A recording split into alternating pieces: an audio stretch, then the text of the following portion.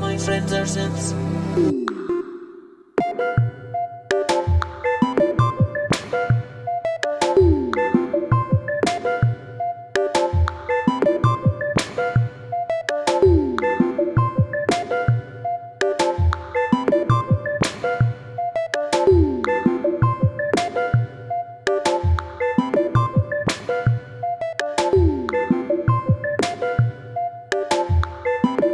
As a well-known enthusiast of weird and wonderful music-making devices, it was only natural that I would inevitably be drawn to Yamaha's unique, but sadly ill-fated Tenori On. Released in 2007, this Etch-a-Sketch looking slab was billed as an instrument for the 21st century, complete with a 16x16 grid of LED buttons, and a design that wouldn't be out of place in the Starship Enterprise. There were two versions of the Tenori On available, named after the colour of their LEDs, and I personally bought the cheaper model with orange lights in 2021 for about 200 quid or thereabouts. A figure that, to be honest, felt quite steep back then, but which now seems more like a bargain. The fancier white LED version had a metal frame, could run on batteries, and crucially featured a second grid on the rear so that a theoretical audience could see what you were doing. All very cool indeed. In contrast though, my model has got a plastic body, requires a 12-volt DC connection, so no batteries, and just one grid of orange LEDs. How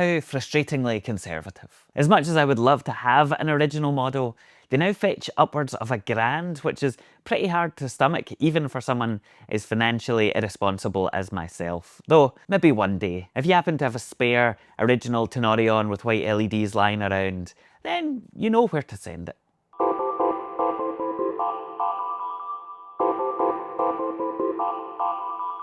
Irrespective of the version that you might have, the Tenori On is just a really quirky, fun thing to use.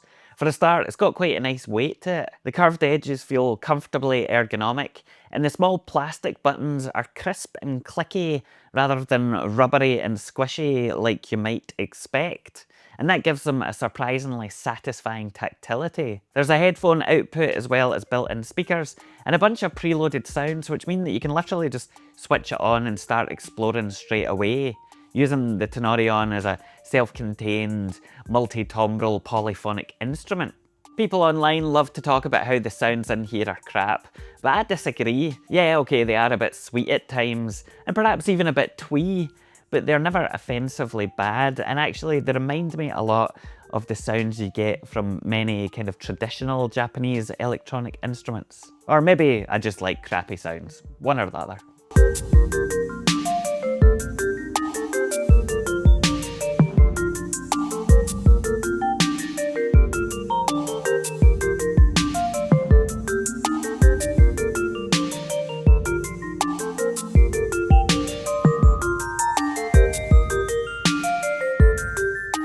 Now you can load in your own samples, and from what I can gather, there are 3 user banks with 16 slots available in each bank. However, as you can imagine, things are pretty limited. Each sample has got a maximum length of under 1 second, and naturally uses a proprietary format, so you can't just load up WAV files directly. Fortunately, the internet provideth some workarounds, and you can find pre-converted packs of samples that do the job nicely, if only because it makes life much simpler.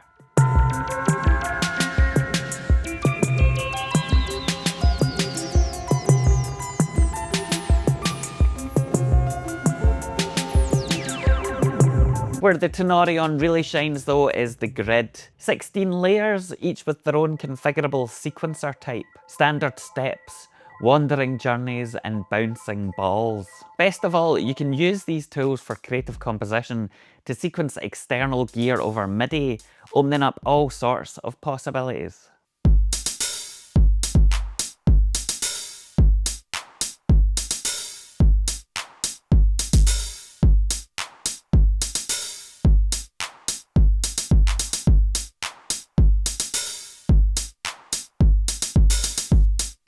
I personally like to play about with a combination of MIDI sequencing and internal sounds, with different elements going through different effects.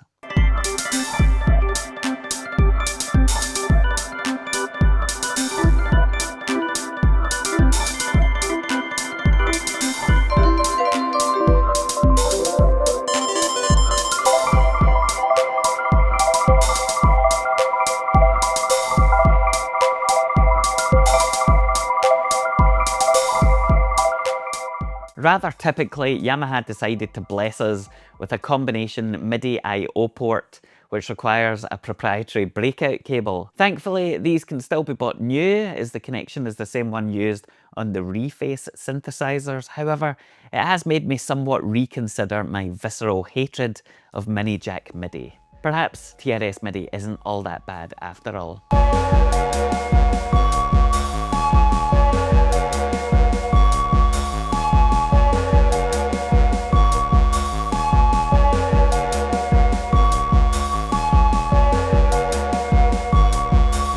Now, in many respects, the Tenori was genuinely ahead of its time, and there's a number of videos kicking about from its early days with legendary artists like Fortet talking about how great it is, or was, I guess. Unfortunately, despite that, the firmware never really lived up to the promise of the hardware, with half-baked features and bugs that Yamaha just abandoned and never bothered to fix. Thankfully, some modern-day heroes have valiantly taken up the mantle, with a number of successive updates released via the website pika.blue, some as recently as just a few weeks ago. The upgrades themselves are dead easy to install and basically make the Tenori into the device that it should have been all along. They fix some of the critical bugs and also include a bunch of new modes and features, such as allowing you to have up to 256 steps per track instead of the default 16, which is, huge for obvious reasons. Split grids for greater control over parameters like octave range and probability, as well as support for Norns. As a bonus, there's also a modern web-based tool that lets you convert WAV files to the proprietary sample format used by the Tenori, since the original applications are now obsolete. All of this is really quite impressive and significantly adds to the capability and the lifespan of the Tenori. So we owe these folks a huge thank you for keeping this strange, glowing relic alive.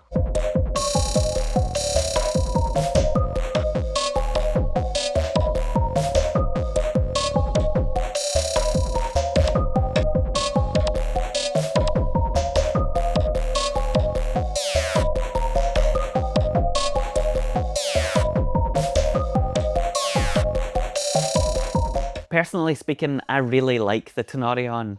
It's just a lot of fun to use, and there's something about it that I just find to be incredibly charming. Whilst definitely limited, there's also a lot of creative possibilities offered by its multi-layer sequencing, MIDI control, etc. that go far beyond the novelty of the blinky orange lights, as nice as they are. The process of creating and exploring different patterns on there feels very natural, and in fact, it's a pretty similar experience to what I liked about the Monome grid. To be honest, I actually prefer the Tenori in many ways, as whilst its self-contained nature means that it's inherently less complex and customizable, it is also far easier to just set up and use in practice. I would really love to find a way to incorporate the Tenori into my live performances, as I can imagine that working really well and being a centerpiece when you're playing, because everybody loves to see what you're interacting with. However, I'm not quite sure if it fits with my current setup, so that's something I'll need to ponder on. There are some really cool videos, even from the last few months, of people using this live, so have a look and you'll find them. They're well worth a look, I think, anyway, if you like this kind of thing.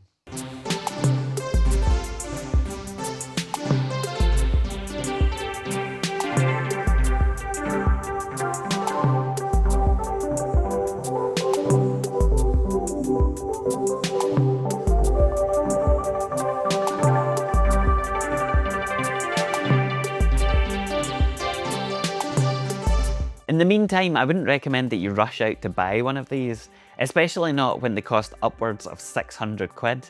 They just aren't worth that. However, if you do see one for a decent price, then it might be worth a shot. Just know that you'll probably be bidding against me.